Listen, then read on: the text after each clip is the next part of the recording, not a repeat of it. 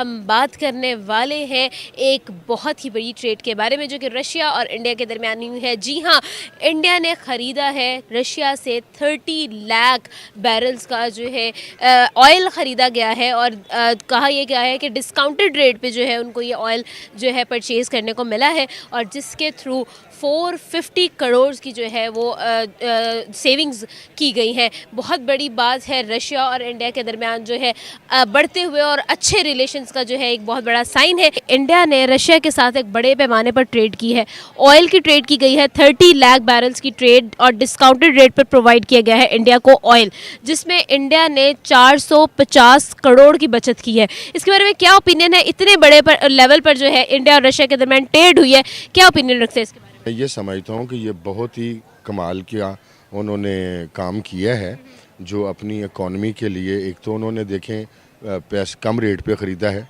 दूसरा ये है कि उन्होंने इतने पैसे की बचत की है, ये भी कमाल है। और फिर तीसरा उससे भी बड़ी बात ये है कि जंग के हालात में जब यूक्रेन में आपको पता है कि वार चल रही है, उसमें उन्होंने ट्रेड की है और इतना पैसा बचाया है, तो ये बहुत बड़ी बात है। और इंडियन इकॉनमी भी इससे स्टैंड करेगी, बूस्ट करेगी और उन्होंने अपने देश का भी फ़ायदा किया है, तो ये बड़ा पॉजिटिव प्रॉस्पेक्ट है। मैं ये समझता हूँ, इन माय ओपिनियन, जो इंडिया ने 450 करोड़ बचाया है ये बहुत बड़ी बात है। मैं कहता हूँ ये हमें भी ऐसा करना चाहिए, समझना चाहिए, सीखना चाहिए और उधार का वो तेल नहीं लेना चाहिए। हमें भी ऐसा काम करना चाहिए जिसमें हमें भी 4 टके बच जाएँ। सर, आपको क्या लगता है, इंडिया और यूएस के भी बहुत अच्छे रिलेशंस हैं। अब इंडिया ने अगर इतने बड़े लेवल पर जो है रशिया के साथ ट्रेड किया तो इंडिया और यूएस के रिलेशंस पर आखिर क्या असर पड़ने वाला है? देखिए ये तो अब बड़ी गेम है, ये बड़े ही जानते हैं, जो बड़े खिलाड़ी होते हैं वही जानते हैं, क्योंकि सियासत जो है इसमें दिखाया कुछ जाता है, होता कुछ है, अंदर कुछ होता है, बैकडोर डिप्लोमेसी और होती है।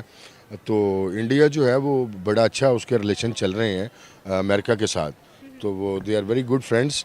लेकिन अमेरिका ये भी बर्दाश्त नहीं करता कि उसके साथ जो ट्रेड है वो हट के किसी और से की जाए। तो अब देखें सूरत हाल दोनों तरफ ही कुछ ऐसी है कि इमरान साहब भी तो दौरान जंग दौरा करके आए हैं ना, तो ये भी उसको खटक रहा है। और अगर इंडिया ऑयल ले रहा है रशिया से तो डेफिनेटली उसको तो पसंद आका को नहीं आएगा ना कि ये हमारे से क्यों नहीं ले रहे। तो सानू अल्लाह दी मेहरबानी नाल तेल तो कोई नहीं लभा, जो लभा जैतून का तेल ही लभा है। पाकिस्तान को भी चाहिए कि बेशक वो हम उनको एज एन दुश्मन देश ना लें, हम देखें कि उनसे सीखें, उनकी इकॉनमी हमसे काफ़ी बड़ी है और हमें भी उनकी तरह ऐसी ट्रेड्स में आना चाहिए। पाकिस्तान का एक मिसाइल लोगों को नीचे गिरता दिखा। एक्चुअली में ये मिसाइल फायर किया गया था, ऐसा कहा जा रहा है, इसको लॉन्च किया गया और कुछ ही सेकंड के बाद ये अपनी ट्रेजेक्ट्री से डगमगाता दिखा और नीचे गिरता दिखा। वीडियो अवेलेबल है, पाकिस्तान इसको कैसे झूठा बोल सकता है? ये मोटर तो नहीं दिख रहा है वीडियो में। खैर मोटर जो होता है उसमें प्रोपल्शन कैसा, अब ये कहानियां वो क्या बताएंगे, झूठ बोल रहे तो ये जो मिसाइल है ये थाना बुला खान के पड़ोस में जाकर के गिरी। बोला यह जा रहा है कि रेजिडेंशियल एरिया में गिरी, कोई हताहत नहीं है, अभी तक ऐसी कोई खबर नहीं है कि किसी घायल होने की, और अगर हुई भी है तो पाकिस्तान ने इसको दबा दिया है। ये जो एयरवाई, इनका अपना एक न्यूज़ चैनल है एयरवाई ने ये बोला कि ये कोई प्लेन, रॉकेट और कुछ ऐसी चीज़ नीचे गिरती हुई दिख रही थी। ये टेस्ट फायर इंडिया के उस मिसफायर के बाद में आया है, ये ज्यादा इंपॉर्टेंट है। लेकिन रोहित जी, अमित शाह साहब का एक जो है स्टेटमेंट आया जिसमें उन्होंने कहा कि ये हमें ले लेना चाहिए था, पार्टीशन के टाइम पे हमें पाकिस्तान के पास नहीं छोड़ना चाहिए था, जिसके बाद जाहिर है कि पाकिस्तान की तरफ से भी एक स्ट्रिक्ट किस्म का रिएक्शन देखने को मिला। तो आप क्या समझते हैं कि ऐसा क्यों कहा गया और इससे मजीद टेंशन बढ़ेगी? देखिए ये जो है ये गुरुद्वारा करतारपुर साहब जो है ये सिखों के लिए एक बहुत इम्पोर्टेंट जगह है और इसको पिछले 70 साल से हमारे सिख्स इसको जिसे बोलते हैं मिस कर रहे हैं, आप कॉरिडोर खुल भी गया। वफाकी दारुल हुकूमत इस्लामाबाद, जहां चंद दिन बाद OIC होने जा रही है, अहम ममालिक आ रहे हैं, अहम बातें होनी है, वहां से आज जो मनाजिर सामने आए हैं, इंतहाई कशीदा सूरत हाल। पाकिस्तान तहरीक इंसाफ यानी हुकूमत के MNAs की जानिब से सिंध हाउस पर हमला किया गया, गेट तोड़कर अंदर दाखिल हो गए। हुकूमत की जानिब से वो मामला जो पार्लियामान में तय होने हैं उन्हें मैदानों में तय करने की कोशिश की जा रही है।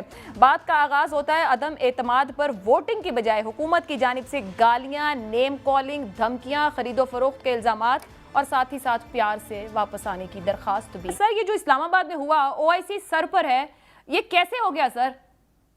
बस गलती हो गई, पुलिस ने गैर जिम्मेदारी का मुजाहरा किया और इसकी मैं मजम्मत करता हूँ। तो शेख साहब, क्या सिक्योरिटी के इंतजामात हैं? अपोजिशन और हुकूमत की तरफ से जलसों की कॉल है, एक दूसरे के खिलाफ लोगों को उकसाया जा रहा है, चादर और चार दीवारी को इग्नोर किया जा रहा है इस वक्त। आज मैंने प्राइम मिनिस्टर साहब से अर्ज की थी और उन्होंने कहा इन दोनों को अलग अलग जगहों पर